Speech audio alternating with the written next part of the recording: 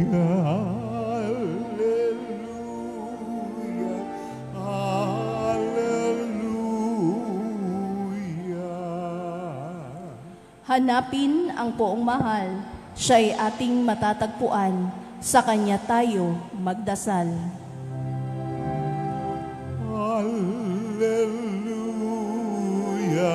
hallelujah, hallelujah.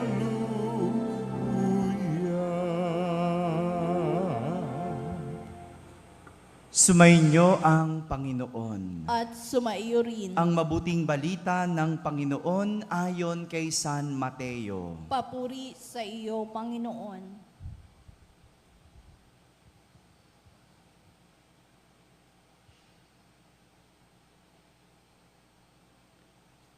Noong panahong iyon, sinabi ni Jesus sa kanyang mga alagad, "Hindi lahat ng tumatawag sa akin, Panginoon, Panginoon, ay papasok sa kaharian ng langit, kundi yaon lamang sumusunod sa kalooban ng aking Amang nasa langit. Kaya't ang bawat nakikinig at nagsasagawa ng mga salita kong ito ay matutulad sa isang taong matalino na nagtayo ng kanyang bahay sa ibabaw ng bato. Umulan ng malakas, bumaha at binayo ng malakas na hangin ang bahay na iyon. Ngunit hindi nagiba sapagkat nakatayo sa ibabaw ng bato. Ang bawat nakikinig ng aking mga salita at hindi nagsasagawa nito ay matutulad sa isang taong hangal na nagtayo ng kanyang bahay sa buhanginan. Umulan ng malakas, bumaha at binayo ng malakas na hangin ang bahay. Bumagsak ang bahay na iyon at lubusang nawasak." Mga kapatid, ang mabuting balita ng Panginoon. Pinupuri ka namin, Panginoong Jesucristo. Magsiupo po ang lahat at ating pakinggan ang humilya. Isang magandang umaga po sa inyong lahat. Magandang umaga po sa lahat ng mga nasa barangay na nakakapakinig ng ating banal na misa, sa lahat ng mga nasa tahanan at nagsisimba via online, sa lahat ng mga nasa abroad. Isang magandang araw po sa inyong lahat.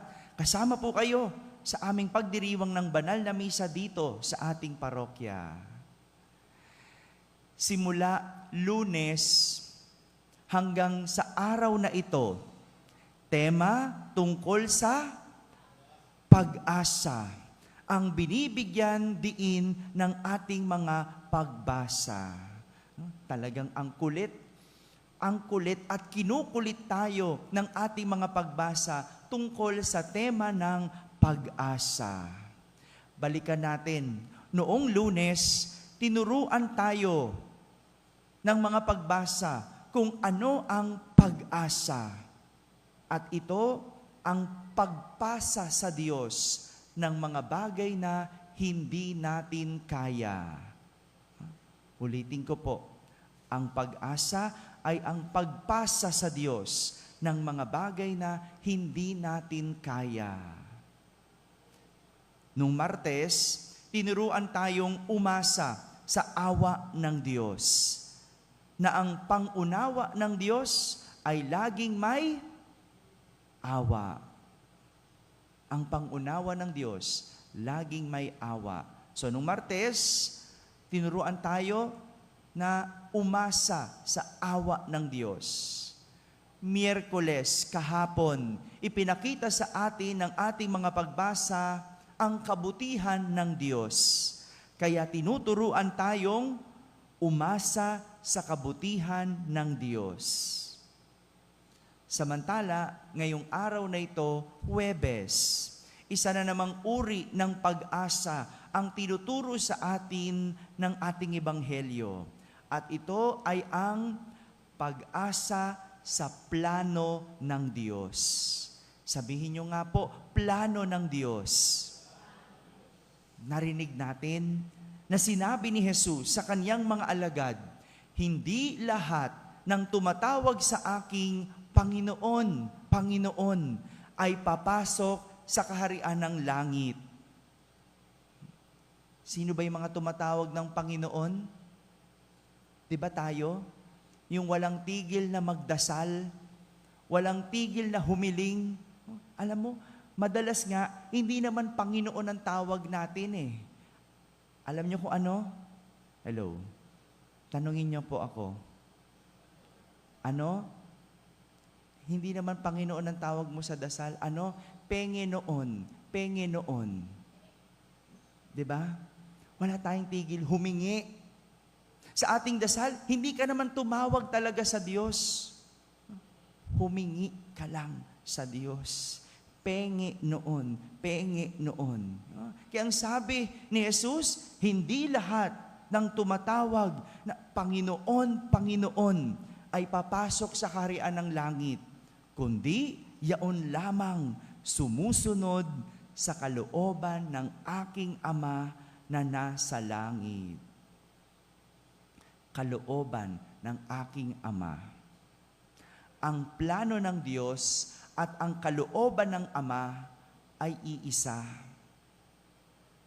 Kaya naman, kung gusto nating malaman ang plano ng Diyos, walang ibang paraan kundi ang pagsunod sa kalooban ng Ama. At walang ibang kalooban ang Ama, kundi ang tao ay maging mabuti. Walang ibang kalooban ang ating Ama, kundi ang tao ay maging mabuti. Hindi malayo yan sa isang magulang. Walang magulang na naghangad na maging masama ang kanilang anak. Kung merong magulang na nagdadala sa anak na maging masama, hindi yan magulang. Dahil ang magulang, kahit kailan, walang hinangad na hindi mabuti para sa kanyang anak. Ganyan, kung gusto mong malaman ang plano ng Diyos, alamin mo ang kanyang kalooban. At anong kanyang kalooban? Maging mabuti ang tao. Sa kahit na anong propesyon, kahit anong panahon at sitwasyon, tayo ay tinatawag na maging mabuti. Dahil ito ang simula ng pagtupad sa plano ng Diyos. O tignan ninyo, sina Eva at Adan, nung nagsimulang maging ganid o greed, nasira ang plano ng Diyos. Nasira nila ang plano ng Diyos. Anong plano ng Diyos? Mabuhay ka lang sa paraiso. Kainin mo lahat. Wag lang ang prutas mula sa puno ng karunungan. Pero, anong nangyari? Sinuway ang plano ng Diyos. Sinong sinunod? Ang sariling gusto. Yan ang numero unong kalaban ng plano ng Diyos. Ang plano ng tao. Father, ibig sabihin ba nun, hindi na ako magpaplano? Hindi po. Hindi. Magplano ka. Pero sa iyong plano, ipagdasal mo. Dahil anumang planong pinagdasal, sa huli, binabasbasan. Anumang plano ang ipinagdasal, sa huli, binabasbasan. Plano mo mag-asawa? Huwag ka muna mag-asawa. Pagdasal mo. Dahil kapag pinagdasal mo, sa huli, yan ay magiging biyaya. Plano mong lumipat o mag-resign ng trabaho? Huwag muna. Pagdasal mo muna. Para malaman mo kung yan ba ay plano ng Diyos. Plano mo na magdesisyon sa buhay? Pagdasal mo muna. Kaya kadalasan nasisira kasi ang tao sige ng sige. Kahit hindi sigurado sa plano, sige, papasukin, susuungin. Bago mo pasukin, ipagdasal mo muna para malaman mo kung yan ba ay plano ng Diyos. At para malaman kung yan ay plano ng Diyos, dapat yan ay gagawin kang mabuti. Kapag ang isang bagay hindi ka gagawing mabuti, hindi yan plano ng Diyos. Oh, mabuti ba mag-abroad? Hello. Mabuti mag-abroad. Pero anong gagawin mo sa abroad? Magtatrabaho o magloloko? Diyan, makikita kung ang plano ng Diyos ba ay pag-abroad. Ganon. Kaya titignan mo eh. No? Lahat ng iyong gagawin, kapag ito ay mabuti, yan ay plano ng Diyos.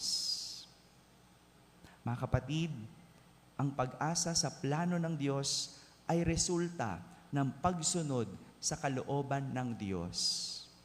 Kung hindi mo alam ang iyong gagawin, kung hindi mo alam ang iyong tatahakin, kung nalilito ka sa anumang desisyon, tingnan mo, ito ba ay magdadala sa iyo sa mabuti? Kung dadalin ka sa mabuti, yan ay plano ng Diyos. Dahil anumang nasa loob ng Diyos, siyang inihahayag niyang plano. At ang kalooban ng Diyos ay ang tao gawing mabuti. Amen? Amen.